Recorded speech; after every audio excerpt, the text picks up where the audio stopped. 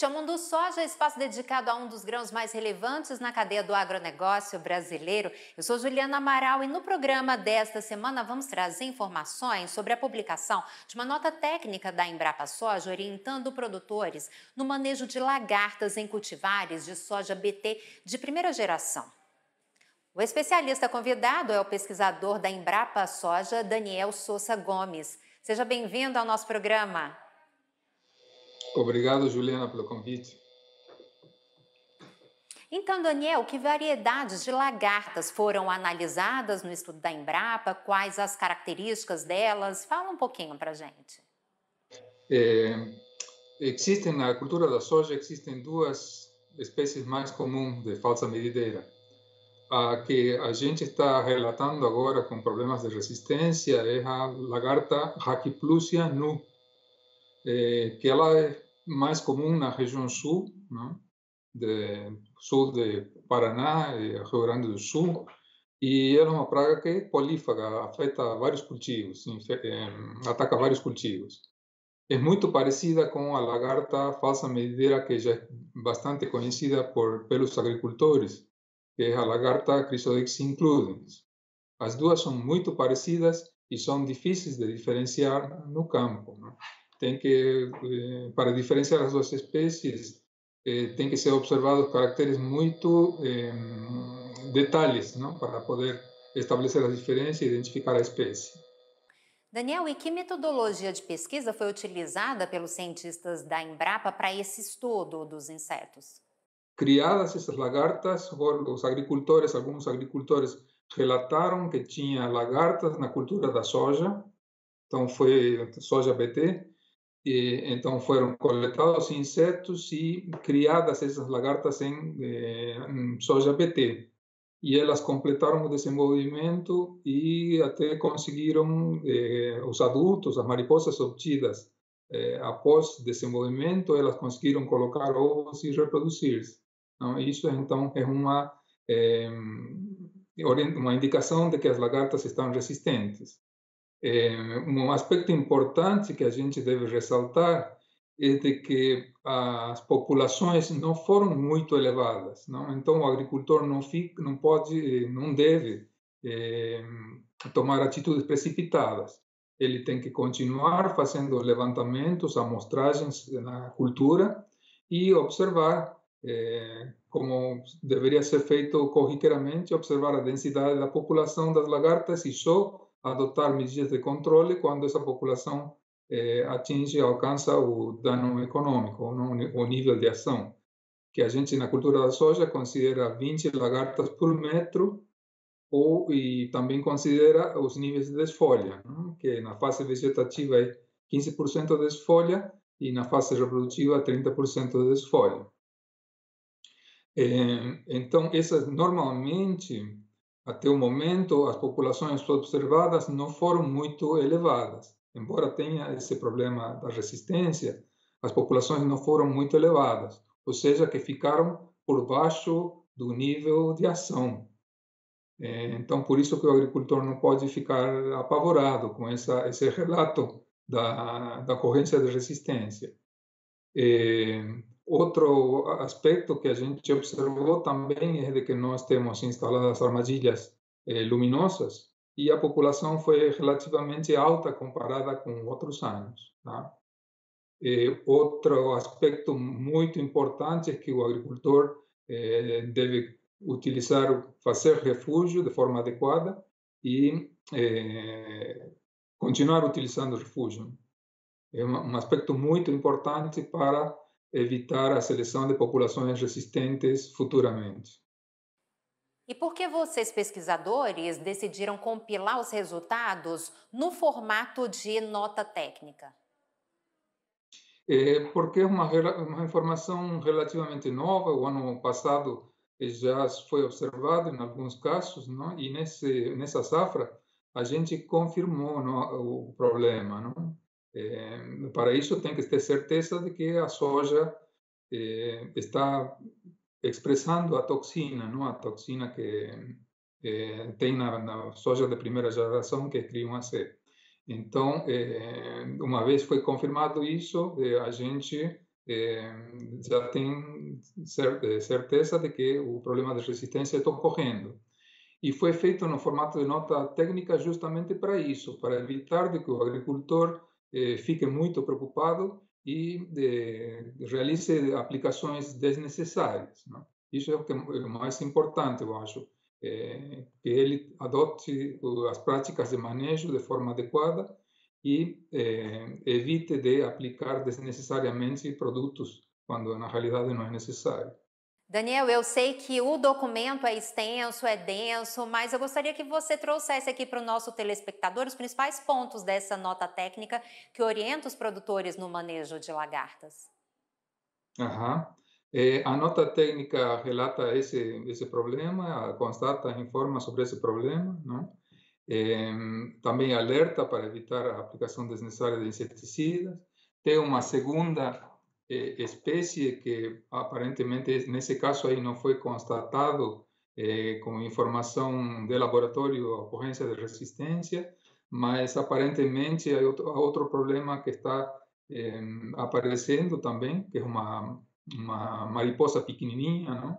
A Crocodocema aporema, que é a broca das axilas, e tem gente também que chama broca dos ponteiros. E ela tem ocorrido também com certa frequência em alguns locais, em soja BT, e essa espécie ela é principalmente de regiões frias, ela ocorre aqui ocorre no Brasil, ocorre na Argentina, no Uruguai. No Uruguai era problema em alfafa, né? E essa espécie é muito, as populações também dessa espécie podem, em alguns casos, provocar dano econômico. Só que tem que ter uma quantidade muito grande, não, de lagartas por planta. Tem alguns trabalhos feitos no passado de que relatam de que com 30% de plantas atacadas, até 50% de plantas atacadas pela broca das axilas ou a broca dos ponteiros, não causaria dano econômico quando a soja está em um bom estado de nutrição e de disponibilidade de água. Então, também os níveis de ação são bastante elevados e lógico que variam dependendo do material e do estado nutricional da planta, mas são relativamente elevados, não? Se a gente considera entre 30, 40, 50% das plantas atacadas. Lógico também que isso também depende do genótipo da variedade de soja, não? Que pode ser mais ou menos sensível dependendo da variedade. Daniel, voltando um pouquinho lá atrás, eu gostaria que você falasse como surgiu essa demanda de estudo que levou o grupo de pesquisadores a investir e gastar tempo nesse projeto. Na realidade, a gente fica, quando tem algumas reclamações dos agricultores, a gente fica antenado e procura ver o que está acontecendo, não? Com esses problemas que são relatados. Então, na safra anterior já tinha sido relatado essa ocorrência, e só que em áreas mais restritas, esse ano foi um pouquinho mais amplo, não? Foi a ocorrência foi relatada no norte do estado de Paraná e São Paulo, aqui no oeste de São Paulo. E então a gente fica alerta, não? Quando tem esses relatos dos agricultores, e o que nós fizemos é coletar essas populações, trazer para o laboratório e fazer os testes, não? Para confirmar se realmente o que o agricultor observou pode ser confirmado. Então esse é o caminho que normalmente a gente segue, não?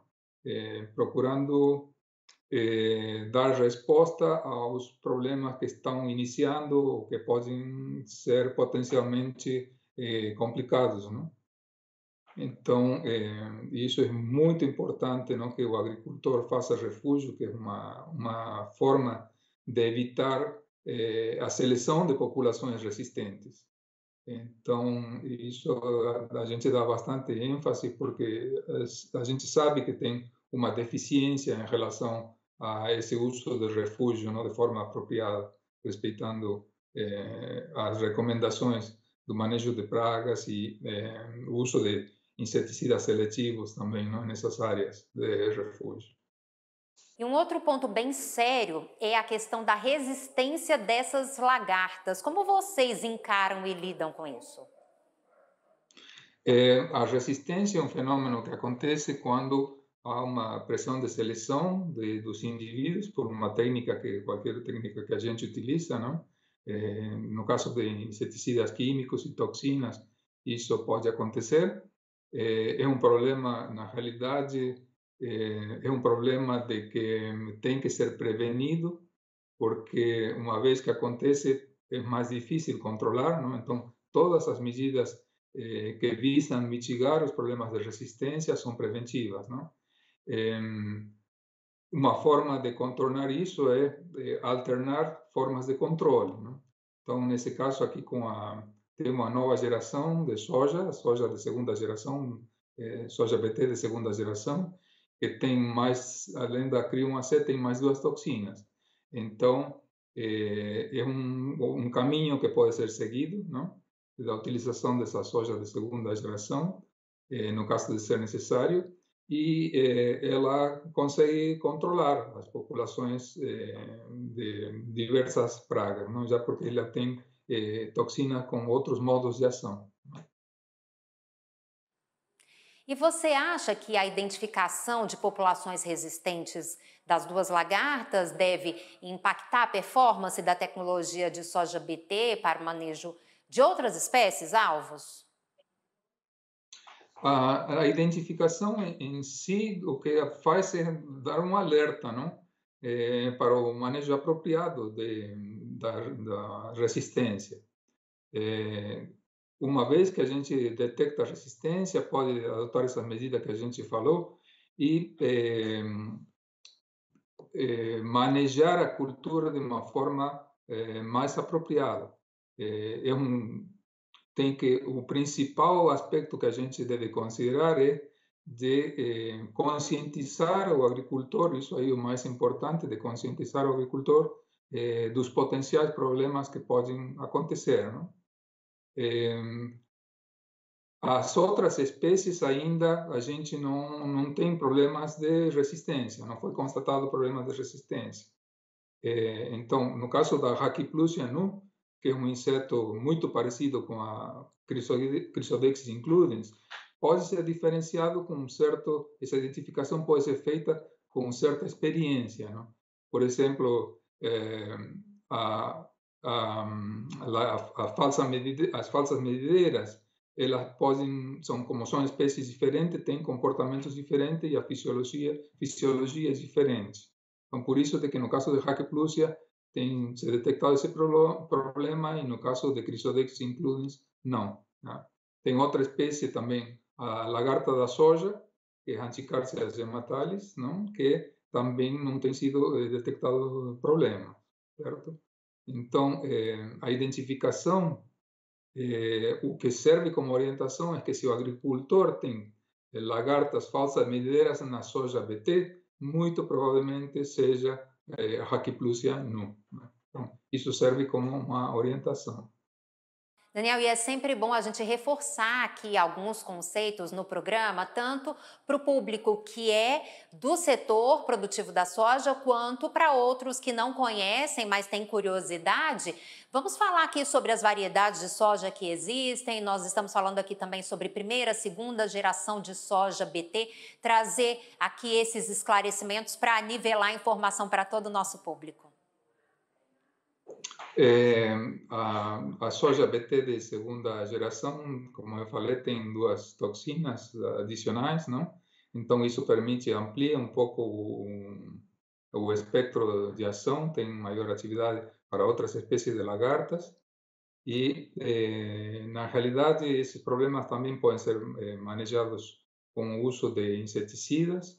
Um aspecto importante que eu esqueci de mencionar também é que na escolha do produto inseticida, uma característica que deve pesar é a seletividade do produto, né? Quanto mais seletivo o produto que for utilizado, melhor.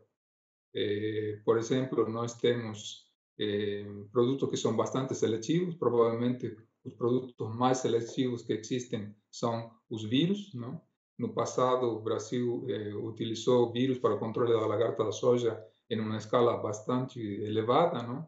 Quase 10% da área com soja, numa oportunidade, num momento, chegou a ser tratada com vírus para o controle da lagarta da soja. E no mercado nacional tem várias viroses registradas e comercializadas. Então, é um caminho, não, para o manejo adequado é a escolha de produtos seletivos. Outro aspecto importante também é que para o controle de percevejos, que tem alguns problemas, também tem problemas de resistência, contribui isso, não? Os produtos seletivos, deixar os produtos seletivos para o controle de lagartas e os inseticidas que têm um espectro mais amplo, deixar para a fase em que os percevejos são problemas, não? Então, isso é uma das premissas para o manejo integrado de pragas, a utilização de inseticidas seletivos, não? Isso é muito importante para evitar efeitos colaterais na cultura, como ressurgência de outras pragas, não? Que anteriormente não eram problemas e passam a ser problemas, como no caso de ácaros, de mosca branca e outras pragas, não? Daniel, e a utilização de áreas de refúgio estruturado pode evitar a seleção de populações de lagartas resistentes nas lavouras? O fenômeno de resistência depende de vários fatores, não? Tem efeito, tem um componente da genética da espécie, do inseto, da oferta, da forma de controle que se faz, não? E também tem o efeito do ambiente, do manejo que o agricultor faz. Então, o único que a gente não consegue controlar é a genética da lagarta, não? Da espécie, que pode ser problema, mas a gente consegue controlar os fatores operacionais, não? Que nesse caso seria o refúgio estruturado, não? Que tem que ser na distância certa, não? Considerando o voo da mariposa, do tamanho certo, da distribuição apropriada do refúgio, não? Então, por isso a gente, como a diversidade de ambientes e de locais é muito grande no Brasil, é interessante de que o agricultor consulte o agente da extensão, né? Para que oriente sobre a forma mais adequada da distribuição do refúgio, da distância que se coloca o refúgio e da área que tem que ser destinada ao refúgio. Isso é importantíssimo, não? Tem pragas que demoram muito a ficar resistentes pelas características genéticas da espécie e pelo manejo que se faz, não? Então, mas a gente não tem um prévio conhecimento disso, não? Nós suspeitávamos de que Chrysodex includens poderia ser um problema, e isso foram feitos estudos anteriormente com a outra lagarta falsa medideira, mas surpreendentemente, nesse caso aqui, apareceu um problema com a Rachyplusia anu. Então, outra espécie que a gente não esperava que fosse, que adquirisse essas características de resistência, não? Então, por isso que quanto melhor for feito o manejo de controle dessas populações, a gente tem menos probabilidades de ter problemas. Não significa de que não vai ter, mas a gente retrasa esse surgimento da resistência para aquelas espécies que são potencialmente problema. E dentro do estudo, Daniel, quando é recomendável o uso de inseticidas para o combate das pragas? A praga começa a... Isso se chama momento de controle da praga, uma medida que se toma considerando a quantidade de lagartas, ou seja, a densidade de lagartas por metro de soja, não? Nesse caso, a gente considera para lagartas desfolhadoras, a gente considera 20 lagartas por metro, não? Então, esse momento é que tem que ser realizado o controle. O ideal é que o agricultor, fazendo a amostragem periodicamente, semanalmente, ele vai ter essa informação da área dele, né? Então, com essa informação, permite de que ele escolha o momento apropriado de controle, certo? Aí não precisa aplicar antes desse nível ser alcançado, dessa forma ele retrasa a entrada de inseticida na lavoura e permite de que os inimigos naturais que estão naquela área possam agir e controlar a população. Que as lagartas, normalmente, elas têm muitos inimigos naturais, não? Tem parasitas, tem outros insetos que atacam lagartas, tem fungos, tem vírus que atacam lagartas. Então, muitas vezes não há necessidade de realizar a aplicação. Só deixando esses inimigos naturais agirem já é suficiente para ter um controle da população. Por exemplo, no caso de Helicoverpa, que se vislumbrava um problema muito sério com Helicoverpa, depois da entrada de Helicoverpa, da detecção de Helicoverpa em 2013, os problemas foram menores do que se esperava, né? Então, foi 1 ou 2 anos, ou 3 safras, que houve problemas, e depois as populações de Helicoverpa se reduziram, caíram, pela ocorrência de muitos inimigos naturais na Helicoverpa, que era uma praga importada, mas que tinha no ambiente já muitos inimigos naturais que atacavam uma espécie muito próxima dela. Então, eles começaram a agir sobre as populações de Helicoverpa e atualmente já não é tanto problema, não? Então, a gente o que quer evitar com essa nota técnica é de que não ocorra muito alarde nem preocupação com relação a isso, não? Sempre atuar de forma ponderada, não? Com Helicoverpa, muitas vezes o que aconteceu depois da ocorrência, que foram comprados grandes quantidades de inseticida e muitas vezes não foi necessário utilizar, não? Então, houve um certo pânico, e é isso que a gente está querendo evitar. Daniel, e com relação ao desfolhe e ao nível de ação, o que é recomendado para o controle de lagartas grandes, especialmente?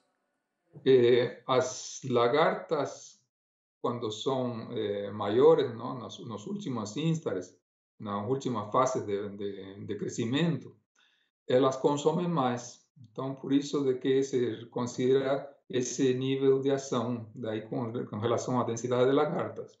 E outro aspecto que se considera também é a desfolha, ou seja, que a desfolha as plantas de soja toleram uma desfolha durante a fase vegetativa de 30, perdão, eu acho que eu falei errado inicialmente, mas durante a fase vegetativa é 30% de desfolha e durante o período reprodutivo é de 15% de desfolha. No período reprodutivo a soja requer mais nutrientes, então por isso que essa porcentagem de desfolha é menor do que durante o período vegetativo, tá? Então, são esses porcentagens de desfolha que se consideram também para adotar o nível de ação da praga. Quero agradecer a sua participação aqui no nosso programa Mundo Soja, Daniel Sousa Gomes, pesquisador da Embrapa Soja, e te pedir a gentileza de deixar as informações para o nosso público que tiver interesse em acessar essa nota técnica, como que ele faz? A nota técnica está no site da Embrapa, não? Provavelmente, se entra no site da Embrapa Soja, ele vai ter acesso a essa nota técnica, não? Entrando no site, vai ter a informação de que ele precisa. E também pode entrar em contato com a gente, não? Com os colegas aqui da entomologia da Embrapa Soja, para maiores esclarecimentos. E o Mundo Soja termina agora. Muito obrigada pela sua companhia. E você pode rever este programa acessando o canal do AgroMais no YouTube. É muito simples. Continue acompanhando a nossa programação dedicada ao agronegócio 24 horas. A gente se vê aqui no canal. Até a próxima!